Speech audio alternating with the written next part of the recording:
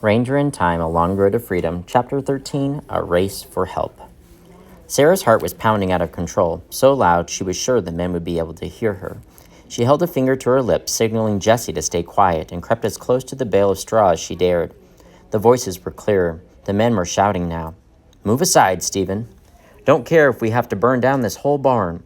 We know you got runaways in here." Sarah's heart felt as if someone was crushing it in a fist. She looked over at Jessie to see if he'd heard. He was huddled in the cobwebby corner, clinging to the dog. His eyes were wide with terror, and there was nothing she could do to comfort him. They were trapped. Sarah pressed her ear to the straw. She heard Mr. Smith talking more quietly than the others. "My friends, you have searched the whole barn. Unless you believe me to be a wizard who's turned runaways into chickens, you can see that you're mistaken." "Step aside, then," another man's voice called, hard and sharp. "Get out of the way and let us behind that trough." Ranger didn't recognize these men's voices, but he understood they were in trouble. At the dog park, some dogs howled and barked without ever meaning harm, but others growled in a different tone, territorial and reckless and fierce. They were the dangerous ones. Ranger left Jessie and padded quietly to the other wall, where Sarah crouched with her ear pressed to a bale of straw.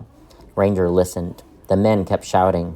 There were animal sounds, too, nervous pigs and chickens. Then footsteps coming closer. Mr. Smith shouting, "Let me go!" And close, too close, the scrape of a bale of straw against the stone floor. Sarah jumped back, just in time to keep from falling into the main room of the barn as a burly man in a nightshirt pulled the bale away from the wall. Ranger leaped at him. The man startled and fell. Ranger stood over him, barking his toughest bark. He turned and saw another big man holding Mr. Smith with his arms pinned behind him. Ranger ran at that man as fast as he could, jumped up, and thumped his paws against the man's torso. The man stumbled, and Mr. Smith flailed away from him and stood in front of the hidden room. "Get out," he yelled at the men. "You've seen there's nothing here but a farmhound. Now go." His voice was loud and firm, but he was alone. The other men stood together in a pack, and they didn't back away. Ranger tore out of the barn, barking his loudest bark. He ran around the house, barking up at the windows, and then he raced around the neighbors' houses, making as much noise as he could. One by one, dark windows lit up. 2 neighbors burst out of their houses. Mrs. Smith came running outside with a lantern. She hurried towards the barn, then she stopped and gasped. "Bring help," she called to the neighbor men.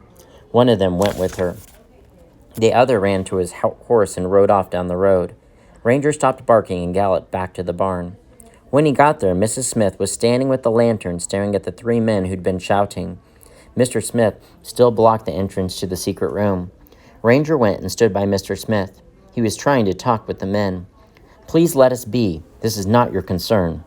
One of the men pulled a bottle from his jacket pocket and took a long swig from it. "It sure is our concern if you're hiding Negroes in there." He lifted the bottle towards the other men, who nodded. "If he won't move out of the way, I say we move him ourselves." The other men roared in agreement. "Gentlemen, please," Mrs. Smith began, "go home to your beds." "Who's going to make us?" one of the men said, sneering. "We are," said a strong voice from the barn door, a new voice. Ranger saw a shadow in the doorway, then 2 shadows, then 3, 4, and 5, until the whole entrance was blocked. Men and women streamed into the barn, carrying farm tools, axes and hoes and pitchforks. They surrounded the 3 men who'd come before. "The lady has made a fine suggestion," one of the men said quietly. "Go back to your beds." The 3 men backed away from Mr. Smith and looked down. They didn't have tails to lower, but Ranger understood that they were submitting. The challenge was over. Sarah and Jessie were safe. After the men left, Sarah and Jessie came out into the main part of the barn. Mrs. Smith brought food for everyone, and Mr. Smith thanked his neighbors. "How did you know there was trouble?" he asked. "We didn't," one man said, "until that dog came a-hollerin' and barkin'." Sarah looked at Ranger. "Thank you, dog."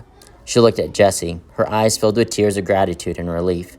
Jessie was safe. They were both safe, and when they got to Canada, they would be free.